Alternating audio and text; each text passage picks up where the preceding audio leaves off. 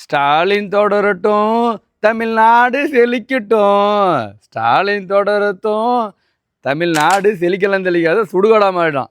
5,00,000 கோடி 4,00,000 கோடி அந்த 10 லட்சம் 15 லட்சம் கோடியா கடன் ஆகி போச்சு. இதுலேருந்தே தெரியுதா ஸ்டாலின் நம்ம நாட்டை சுரண்டியாச்சு. அவங்க குடும்பம் ஒரே ஒரு குடும்பம் தமிழ்நாட்டை சுரண்டி கொள்ளையடித்து கொண்டு இருக்குதுன்னா அது ஸ்டாலினோட ஆட்சி தான்.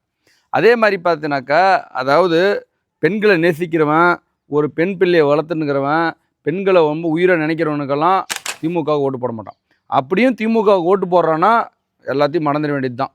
பெண்கள் என்ற சமுதாயம் சீரழிவு தலை குனிஞ்சு நடக்க வேண்டிய நிலைமை போடும். இல்லைன்னா உடம்பு பூரா வந்து பார்த்தீங்கன்னா கேமரா கட்டி ஸ்ப்ரே பாட்டில் கத்தி இது மாதிரி தான் கொடுத்து அனுப்பணும், பெண் பிள்ளைக்கும் பாதுகாப்பு வீட்டுக்கு வரத்துக்கு. அந்த மாதிரி தான் தமிழ்நாட்டில் சட்ட ஒழுங்கு சீர்கெடுப்பு காரணமே இந்த திமுக தான். அதே மாதிரி பார்த்தீங்கன்னாக்கா, இந்த சைமன் சொல்லுவோம், சைமன் எங்கே போனாலும் மீட்டிங் போனாலும் ஒன்று சொல்லுவா, ஐயா நீங்கள் எடப்பாடிக்கு நான் ஓட்டு போடுங்க, ஐயா ஸ்டாலினுக்காக ஓட்டு போடுங்க, என்னை தூக்கி துடுகாட்டில் போடுங்க அப்படின்ற மாதிரி சொல்லுவார். அது நீ ஸ்டாலினுக்கு ஓட்டு போடுங்க தாராளமாக, வேணான்னு சொல்ல. தமிழ்நாடு சுடுகாடாக மாறுறத யாராலையும் தடுக்க முடியாது. ஓட்டு போட்டிங்கன்னா தமிழ்நாடு சுடுகாடாக மாறி கொண்டு இருக்கிறத மறந்துடாதீங்க. கனிம வள கொள்ளையிலேருந்து மணல் எல்லாமே கொள்ளையடிச்சு தமிழ்நாடு பாதி இல்லாமல் ஆகி போச்சு. அதுதான் இன்றைக்கி நம்ம மக்கள் எல்லாம் புரிஞ்சுக்கணும்.